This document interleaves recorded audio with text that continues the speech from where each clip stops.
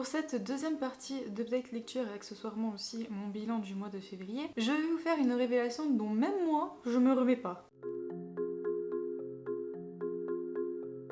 Coucou mes petites arcanes, j'espère que vous allez bien. On se retrouve comme convenu pour la deuxième partie et le bilan du coup de mon update lecture du mois de février. Il se peut que la vidéo soit plus courte que la précédente, je ne sais pas. En fait, à chaque fois je dis ça et je me rends compte que j'arrive quand même à parler pendant 30 minutes. En attendant, n'hésitez pas à liker la vidéo par avance et de me dire en commentaire combien de livres vous avez lus au cours du mois de février. Il n'y a pas de compétition, c'est juste voilà, parce que je suis curieuse. Et je vous invite aussi à vous abonner à la chaîne si ce n'est pas déjà fait. C'est à travers toutes ces petites actions finalement que vous arrivez à soutenir ma chaîne YouTube. Donc merci encore. Et je vous propose qu'on attaque tout de suite avec les statistiques du mois, donc chose que je n'avais pas faite dans la précédente vidéo, mais je préfère le faire ici. Donc j'ai fait 11 lectures en février, donc 3 graphiques et 2 audiobooks. C'est à peine plus bas que le mois de janvier, donc ça va, il y en a 2 d'écart. Sachant que comme je vous le disais dans ma vidéo précédente, le début du mois de février a été un petit peu compliqué avec une certaine panne de lecture. Mais finalement, quand on voit ces statistiques, je m'en sors plutôt pas trop mal. Mes amis, comme vous le savez, ça ne va clairement pas continuer. Donc tout ça, ça nous donne un total de 3010 pages lues. Je vous jure, à chaque fois que je regarde en termes de nombre de pages, j'hallucine. T'as l'impression d'avoir lu un gros pavé quoi. Aucun abandon pour le coup, ça fait plaisir, même s'il y en a un qui est passé pas loin. Et encore une fois, j'ai commencé pas mal de sagas. Pour commencer, je vous propose qu'on fasse un rapide point sur les lectures que je vous ai présentées en première partie, donc je vous remets la vidéo dans le petit i. À l'intérieur, il y avait en graphique Igono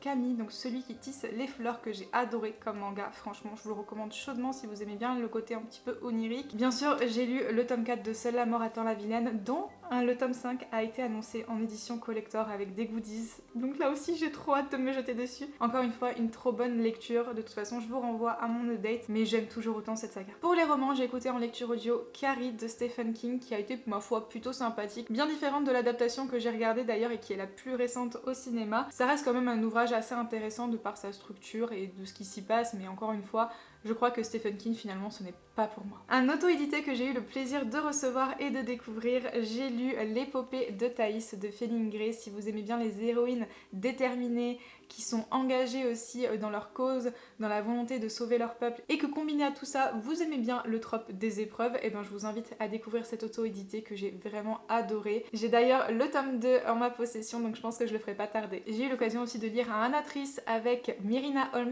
le premier tome du coup de cette urban fantasy adulte, parce qu'il y a quand même beaucoup de spicy dedans. Franchement sympa, j'ai beaucoup aimé l'humour qui est à l'intérieur, j'ai beaucoup aimé la relation entre les deux protagonistes qui est explosive et très dans un jeu de séduction, on va pas se mentir. Donc encore une fois, une très bonne lecture. Et enfin, le dernier titre de cette première partie, c'était Les épreuves de la Reine Soleil de Nisha Gituli, qui apparemment est une TikTokeuse américaine. C'est publié chez Michel Lafon, je l'ai reçu en service de presse là aussi, et franchement, très belle expérience. J'étais assez surprise, je m'attendais à pas grand chose, et finalement, j'ai bien apprécié ma lecture, mis à part quelques bémols quand même, notamment la naïveté de l'héroïne. Je pense que c'est un roman d'introduction envers l'intrigue principale qui se déroulera plus dans le tome 2, je crois. Bien, cela étant fait, nous allons passer maintenant aux nouvelles lectures que je ne vous ai pas présentées. Seul graphique de cette vidéo, j'ai lu le tome 3 de Abyss Azur qui m'a été envoyé par les éditions Vega. Alors ça sera un avis très rapide puisqu'avec ce troisième tome, nous concluons la série. Et finalement, c'est un peu le problème avec toutes les séries assez courtes, c'est qu'on n'a pas le temps non plus de rentrer en profondeur dans les différentes intrigues. De très bonnes choses qui auraient mérité justement un petit peu plus de développement. Certaines choses restent abordées tout juste en surface, mais nous avons quand même une conclusion très sympathique à cette histoire, avec beaucoup de rebondissements et d'action vers la fin. Arrivée d'une nouvelle autorité d'ailleurs bien badass, mais je suis un peu déçue qu'elle ne soit pas plus développée que ça et qu'elle soit arrivée tout juste dans ce dernier tome. Encore une fois, c'est ce que je disais, 3 tomes c'est pas assez, donc je vais pas trop critiquer. Globalement, une saga fort sympathique avec des sirènes et qui met en avant le conflit qu'elles peuvent avoir avec les humains, tout en mettant une petite histoire d'amour au milieu. D'ailleurs, le personnage principal se découvre des sentiments pour un autre et je sais pas du tout où ça sort là pour le coup. C'est un souvenir qui sera périssable dans le temps, je suppose, et c'est bien dommage. Même si j'ai passé un très bon moment de lecture, je ne pense pas que cette série va me marquer dans le temps, mais c'est pas plus mal, disons que je pourrais me refaire une relecture de temps en temps. En bref, c'est sympathique, mais sans plus. Encore une fois, 3 tomes c'est un peu trop court pour juger et pour développer tout ce qui aurait mérité de l'être. C'est une histoire simple et rapide, mais ça n'enlève pas le fait que ça a été franchement distrayant. Passons maintenant au roman que j'ai failli abandonner, et je n'ai pas terminé du coup le mois de février avec une très bonne lecture parce que je l'ai terminé sur celle-ci, c'est bien dommage. J'ai lu L'ombre de la couronne d'Abigail Owen qui est publié chez Stardust et que j'ai reçu dans le cadre d'un service de presse. Je l'ai lu en lecture commune avec Émilie de la bibliothèque d'Emilia et j'en suis venue à la même conclusion qu'elle. Je ne suis clairement pas la tranche ciblée en termes d'âge. C'est un roman pour un public jeune adolescent, mais attention, et ça m'a d'ailleurs surprise pour la collection Stardust, il y a une scène spicy celle-ci vers la fin du roman,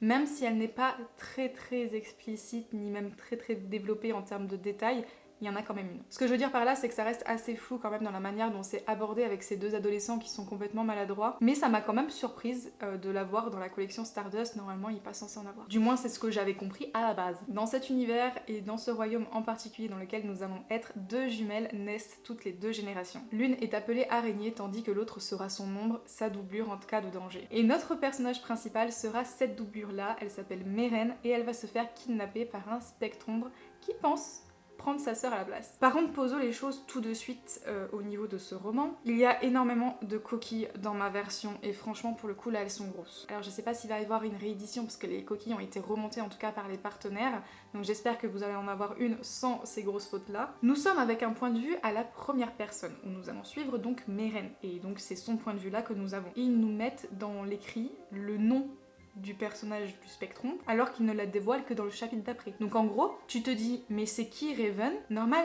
on t'a pas dit son nom. Le nom, il lui donne du coup dans le chapitre d'après. C'est pas logique. On se retrouve aussi avec un personnage secondaire où tu sais pas finalement quel est son prénom parce qu'une fois il appelait Kane et une fois il appelait Vane. Puis on repasse à Kane. Enfin, je veux dire quand même, il y a 4 lettres dans son prénom. C'est un petit peu compliqué de faire cette faute-là. Surtout qu'elle est récurrente. Hein. C'est pas juste à un endroit, on a mis un V à la place d'un C. Non. On reste une petite partie quand même avec Vane avant de repasser à Kane. Bon, cela étant dit, passons au reste. C'est un roman beaucoup trop jeune adolescent pour moi, qui tire plus vers la jeunesse que le new adulte, vous voyez ce que je veux dire? Et ça, tant au niveau de l'univers qui n'est pas du tout exploité, qu'au niveau du personnage de Meren qui a des interactions et des relations même avec les autres personnages qui se comportent de la même manière, et aussi au niveau de la romance qui est absolument omniprésente. Et je qualifierais d'ailleurs ce roman comme étant une romance plutôt qu'une fantaisie. Donc ouais, on est dans une romance dans un univers de fantaisie, mais la romantésie, encore une fois, il y a quand même une intrigue derrière qui est assez développée, il y a une romance quand même assez présente dans le lot,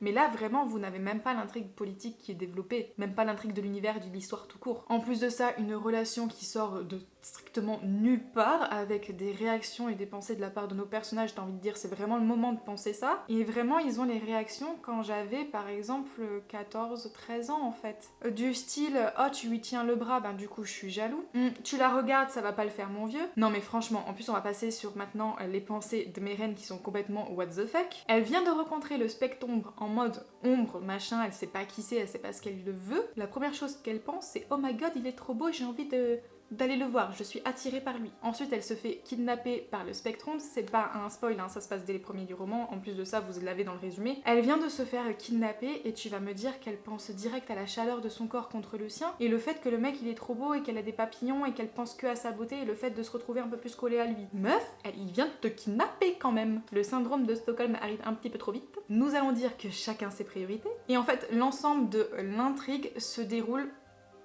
à la fin du roman. C'est vraiment pas une blague. Hein. Et c'est aussi assez peu subtil parce que finalement, ce qui nous est révélé à la fin du roman, on le sait dans le prologue. Je vous mens pas, hein. Le prologue nous dit que la fille est maudite et à la fin on te dit « Oh my god, c'est moi qui est maudite !» Bah oui, on te l'a dit. Même au niveau de l'univers global, je trouve que c'est assez brouillon, j'ai rien compris au niveau du système de magie, j'ai rien compris au niveau des différents royaumes qui composent l'univers, ni les différents conflits politiques.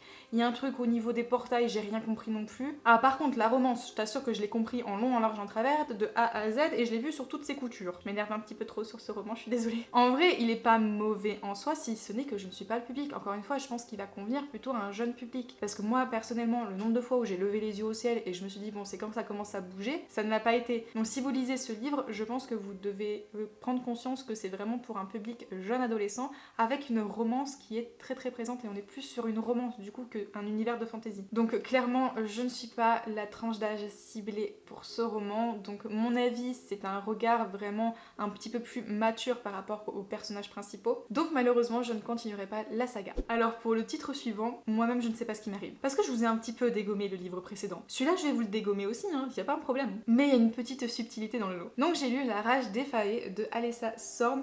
Donc le premier tome, c'est Le baiser du prince de sang que j'ai reçu dans le cadre de mon partenariat, donc Brajlon Milady. C'est une romantésie et en toute honnêteté, c'était franchement pas ouf. Mais est-ce que je veux absolument lire la suite ?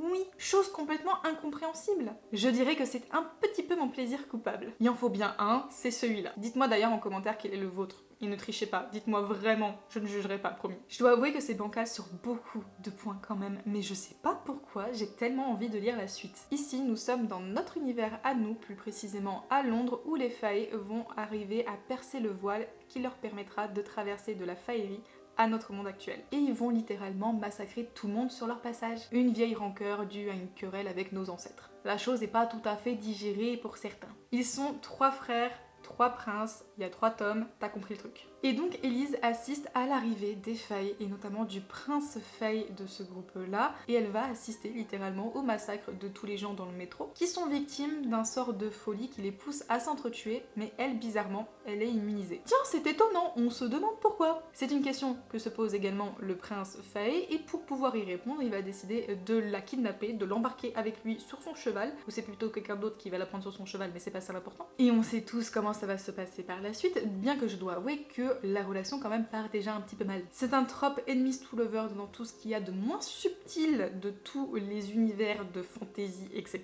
C'est très mal exploité et le changement des sentiments se fait de manière brutale et tu ne sais pas d'où ça sort. Enfin si tu le sais du coup après, puisqu'il y a un trope que je n'aime absolument pas qui se retrouve là-dedans. La fin se veut dramatique, mais personnellement j'ai littéralement explosé de rire. Mon copain il m'a dit mais qu'est-ce qui t'arrive? Franchement j'ai eu l'impression de me retrouver dans un film totalement pourri, ou à peu près avec une scène qui est équivalente à la mort de Marion Cotillard dans Batman. Tu vois cette scène-là qui a fait vraiment parler sur les réseaux, bah t'as à peu près la même chose. C'est tellement peu crédible, et en plus de ça, que ce soit la demoiselle ou le mec, sont complètement à côté de la plaque. Et pourtant, malgré tout ça, les gens, j'ai envie de lire la suite, je vous jure. C'est à se demander ce qui va pas chez moi, je crois que je dois être cassée. Après, ça se lit très vite, je vous le dis, hein. Je l'ai dégommé en 24 heures, il y a même pas 300 pages. Mais faut pas s'attendre à grand chose, hein. C'est pas une romantécie bouleversante, celle qui va vous mettre des papillons dans le ventre. Au contraire, si vous voulez vous taper une bonne barre, mais allez-y. C'est assez expéditif sur tous ces rapports, il y a quand même quelques petites péripéties qui viennent dynamiser un petit peu l'intrigue et faire quelques petits rebondissements où tu dis « Ouh là là, quand même, où ça va partir ?» Clairement pas loin. J'ai levé les yeux au ciel un nombre incalculable de fois face aux réactions et aux paroles des personnages où je me suis dit « Mais vous êtes complètement con, ma parole !» Mais malgré ça, je veux lire la suite. Vraiment, je m'en remets pas. C'est pour ça que j'avais vraiment besoin de m'attarder dessus en update lecture parce que franchement,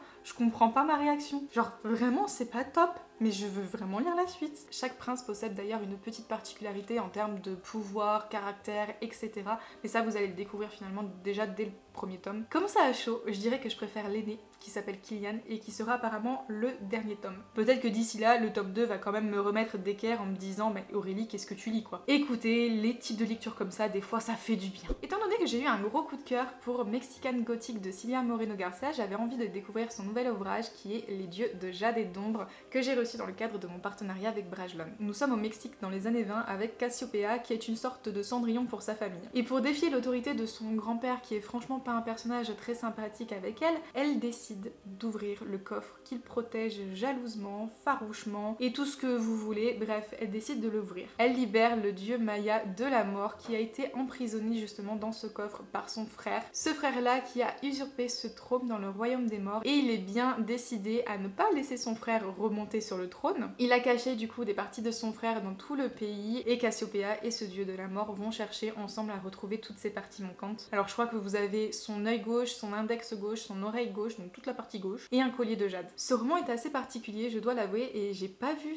très bonne note finalement sur Livre Addict, mais écoutez, moi je l'ai vraiment dévoré, j'ai adoré. C'est un roman de voyage au travers de cette culture et aussi sur la transition des pensées, des mœurs, etc. dans cette époque où justement on est en évolution là-dessus. Mais c'est avant tout une quête d'émancipation et de liberté pour Cassiopeia dont on va constater une très belle progression. Comme je disais, c'est un roman qui possède un style assez particulier et qui est aussi très lent. Le rythme d'écriture est assez plat, c'est linéaire, mais le roman joue surtout sur l'évolution de son héroïne au travers de cette époque où les idées de certains sont déjà très arrêtées sur la place de la femme dans la société. On voit la passion de l'autrice pour cette culture, pour ses origines carrément, et elle le retranscrit, je trouve, merveilleusement bien dans son récit. Après, je ne connais pas cette culture-là, donc je peux pas trop me prononcer, mais je trouve en tout cas qu'on ressent bien sa passion au travers de son ouvrage. Nous avons une romance également, mais elle est franchement minime, c'est pas ce qui va prendre le plus de place dans le roman. On a un ton sérieux et une certaine réserves aussi de la part des personnages principaux qui mettent finalement une certaine distance également avec le lecteur, ce qui fait qu'on a un petit peu du mal à s'attacher à eux. Au travers de la quête du dieu de la mort qui va amener Cassiopeia et ce dieu là du coup dans une visite au travers du pays, on va rencontrer pas mal de créatures surnaturelles qui font aussi partie de la culture maya. Et comme je ne connais strictement rien à cette histoire, je vous avoue que moi ça m'a plutôt bien intéressée. Je viens de voir mon chat à côté, elle est trop belle. Bon. Donc personnellement ça a été une très bonne lecture, un style qui change complètement de ce que j'ai l'habitude, ça m'a sorti de ma zone de confort mais j'ai particulièrement bien apprécié du coup cet ouvrage.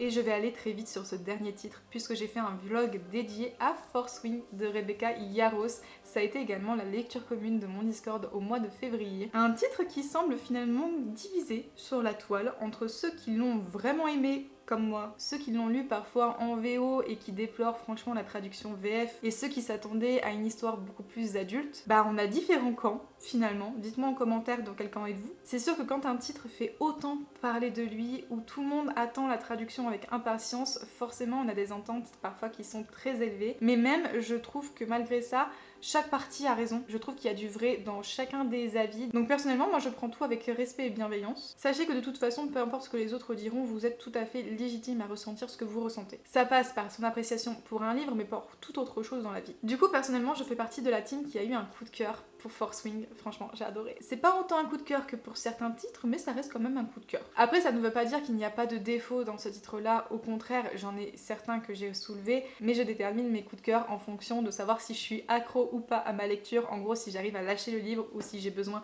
de toujours y retourner dedans et que j'arrête pas d'y penser. Et forcément ça a été le cas pour Fourth Wing. Pour les problèmes de traduction, personnellement en effet j'ai vu 2 coquilles, après le reste que ça m'a pas forcément marqué par rapport au retour que j'ai pu lire sur la toile. Donc je les ai pas relevés, je suis désolée, je pourrais pas vous indiquer là-dessus, je vous invite à regarder peut-être ailleurs. Pour résumer le livre, nous sommes avec Violette Soringel qui est forcée de rejoindre les Cardans des Cavaliers par sa mère qui a dit: ma chérie, tous les gens dans la famille sont des cavaliers, donc toi tu ne vas pas aller chez les scribes comme tu as envie, tu vas plutôt aller te coltiner un dragon. Elle va donc intégrer cette école et devenir la cible de littéralement tout le monde, parce que c'est un petit peu le maillon faible, parce qu'il y a aussi des traîtres à l'intérieur, longue histoire, qui veulent sa peau. Donc la fille, on peut dire que son espérance de vie est quand même mise à mal. Je vous fais le truc un petit peu rapidement là, mais franchement allez voir mon vlog. C'est donc un environnement qui se passe exclusivement dans une école, mis à part 2 sorties peut-être. C'est donc un roman d'apprentissage qui tend vers le new adulte avec quelques petites scènes spicy dans le lot. On se retrouve aussi avec une protagoniste principale qui connaît une belle progression et évolution, qui nous montre qu'il ne faut jamais baisser les bras face à l'adversité, face aux difficultés et qu'il y a toujours moyen de contourner les problèmes. Avec des dragons fort sympathiques qui n'hésitent pas à cramer les gens quand ça leur plaît, et ça c'est des dragons qui me plaisent bien. Un Enemies to Lovers que j'ai trouvé franchement pas mal, même si le changement de sentiment au niveau de Xaden s'est fait d'une manière un petit peu brutale sur la fin, ça ne m'empêche pas d'avoir un petit crush sur lui. Une fin à couper le souffle pour ma part qui m'a fait passer tout un panel d'émotions, et j'ai très hâte de découvrir le prochain tome qui est annoncé pour juin, d'autant plus qu'on sera sur une tonalité complètement différente je pense. Et voilà les arcanes, c'est déjà la fin de cette vidéo, j'espère sincèrement qu'elle vous aura plu. L'emoji de la vidéo sera du feu, voilà l'emoji de feu en rapport avec Fourth Wing qui est finalement ma meilleure lecture du mois de février. Dites-moi aussi ce que ça donne de votre côté,